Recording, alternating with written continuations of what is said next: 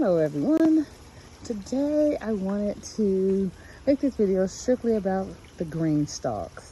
I've never really focused on my Greenstalks, but I thought, you know what, let's do it now because they're having their sale. Some are 65% off, some are 20% off, 65 to 20% off. I'll just say that. I don't want to go through all the prices, but they're discontinuing colors. If you're not familiar with the Greenstalk, this is every gardener's must-have, and even those that are just trying to start off. The reason why I say that is trying to get into this color so you can see it there. This is a better view. These are excellent. I first started planting in these last year, and because I wasn't sure about them, I was like, I didn't really do any videos on them. I just decided to try them out and see how I thought about them, and then I would do it. And I must say, man, I waited too long, if you ask me. But nonetheless, let me just get into what type these are and what they have and what's in these. And again, go to Greenstalkgarden.com, and you can look at all the colors they have, because a lot of them are already gone and discontinued. This is not a promo for them or anything. I don't get paid for this. I just truly love them. So if you have a really small space and you are wanting to grow things and you just don't have enough garden space, maybe you have a lot of concrete, things like that, and you're like, what can I do? I really want to grow. Greenstalk, grow vertically.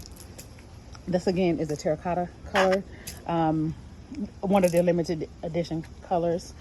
So the way it works is these are pretty deep, really deep. I have one over here I'll show you without, just not stacked.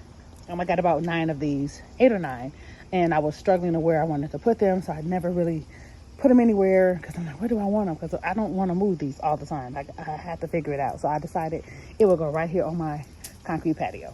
But nonetheless, this is the original pattern, and this is not a leaf. This is what they call the original. The leaf is a little bit short. It comes about like right here. It's good for herbs and really shallow-rooted plants. This is a lot deeper. You can grow tomatoes in here, cucumbers in here, pretty much eggplant, you name it, you can grow it in here. Potatoes. I don't think it's not anything you can't grow in these, to be honest. But in mine, this is, I don't have any leaf ones because I rather have the grow space to have deep rooted plants. I want that option. So all of mine are going to be this one. And this one I'll get into what's growing in mine right now, but let me explain how it works. Up here is this little top water basin. You water up in here, and then there's this little bitty white water catch pans that the water is a little, if you can see that little, I don't know if you can see it because of the sunlight, but there's a, oh gosh, I'm always at a loss of words. Little funnel, like I'll call it, and it funnels down to each one of these, and it waters. This little white watering tray waters each layer. You can water them individually if you would like. There's no holes at the bottom of these, so the water will eventually absorb, but what it does do is water from the top all the way down, and it, as you can see, they're literally soaked. I don't know if you can see it, they're literally soaked. So, and I just watered yesterday. But what's in here? This is a little bit of oregano, and let me just say, these are, I did an experiment. I purchased grocery store herbs and put them in here just to see how they would do. In my greenhouse, are all planted from seed, but these are grocery store herbs, and I put them in here because I'm like, let me do a little experiment to see how well I can keep them up. And let me tell you, they're pretty good. There's some that are hit or miss, but let me show you. So this is, again, grocery store oregano, rosemary, thyme. I love thyme. Both of these are thyme. Thyme is my favorite herb. Cilantro, oh gosh, it's such a temperamental herb. It's gotta be just right. Temperature, everything has to be just right for cilantro. Chives, Italian flat leaf parsley, sage. This here is curly parsley. Now this one is the grocery store one. This is one for my transplants for my greenhouse. So I'll see how they hold up. Then I also have some strawberries out of my greenhouse. I just wanted to see how these would do, because eventually this one is going to be all strawberries. So these are perennials. They'll come back. Some of the herbs in here are perennial. If they come back, great. If not, doesn't matter, because this will be all strawberries anyway. And I'll have one that's strictly for my herbs that I'm gonna put together, and I'll show that later. So I don't really mind if the herbs don't catch and they don't come back, because this is strictly going to be for my strawberries. But these are all strawberries. I have one particular kind of strawberry in here that I like. This is the Shuxton strawberry. I have another little patch over there of the Shuxton strawberries. I'm sorry, guys. Little bees are on me. Well, wasps are on me. But it's a little where my pumpkins were over there. I have completely pulled the pumpkins. I'll make that, and I'll talk about that another time. But those are going to be my little strawberry patches. But this is the Shuxton strawberry.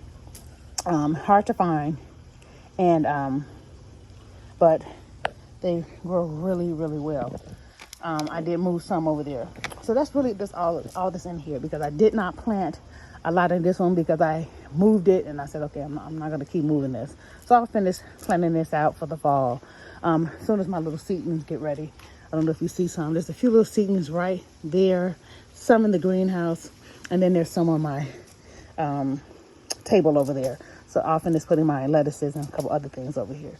But that's what's in the terracotta. And again, this is the original pattern, the larger, deeper ones. And then this is the new color. I'm trying to see if I can find a way to get over here to show you this color. There it is. That is the blackberry. It is such a beautiful color. Again, I'm not a huge fan of purple or anything like that. I'm not gonna say I'm not a huge fan. I don't really care. Like purple's not my favorite color. I actually like seafoam or that minty blue color. But this is beautiful. And I said, wow, I must have it. So, and I have two of these because it is really, really pretty. So this is, again, the 5-tier original. This is not the leaf. And I did buy two of these. I wanted to put one up there next to my back door for the winter, that I'm going to kind of try to figure out how to insulate, so that my daughter or myself don't have to run all the way to the greenhouse, even though it's not that far from the back door. But Chicago winters, yeah, you know. So I wanted one closer. But before I get into what's in that one, I just want to show you how deep this is. So this is how deep it is. Really pretty deep. And this is that center that I was talking about, like the little funnel where the catch pans drain from. So the water catch pans, and it drains water into the little areas right here. And this has actually radish planted in it. I just wanted to plant it here until I was deciding on things, because radish grows really quick. So I said, I'll put some radish on here. So I pulled radish yesterday and replanted. Planted some there and right over here real quick in that little empty space that you see right there. Some radish in there. But getting back over here to this Greenstalk. So this is one of the first ones I planted out when I first moved them. I wasn't sure, again, if I was going to make this a the plants in here come like these, if that was going to make these the perennials, or just this one would be just one of various plants. I still haven't decided, because nothing in here is perennial. I haven't decided, but I can't get into what's in here. Now, I want to talk about this top because I had sent my daughter to throw some things into the compost, and I had a bag of soil and a bag of big bag of compost stuff in the house, and she mixed them up.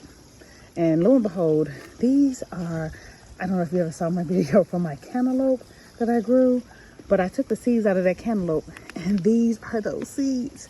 And I'm like, I know it's not going to survive these Chicago winters, but they're so pretty. So I'm like, I'm just using them as a plant for right now up here at the top, because I know they're not going to make it. But I didn't have the heart to just toss them. So I said, you know what, this green is so pretty up against this deep purple. I'm just going to let them grow as greenery, and when they die, they die. So nothing is going to come of these, and I know that, but they're so pretty. But anyway, let's get into what will grow. So these are the wasabi mustards. Everything is started from seed. Even these, unfortunately. But these are my wasabi mustards around here. They're looking so beautiful and healthy.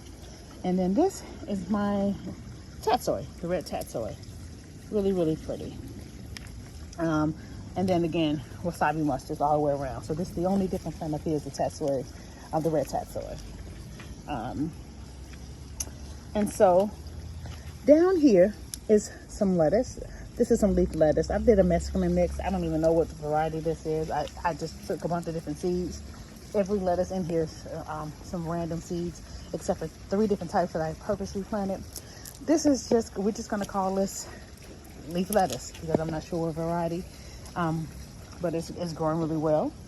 This here is Egyptian spinach. It's growing really pretty. That's my Egyptian spinach right there.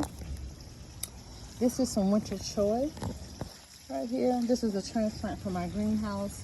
I did not it started from seed in here, but it was transplanted from the greenhouse. The rest of these were all planted in here.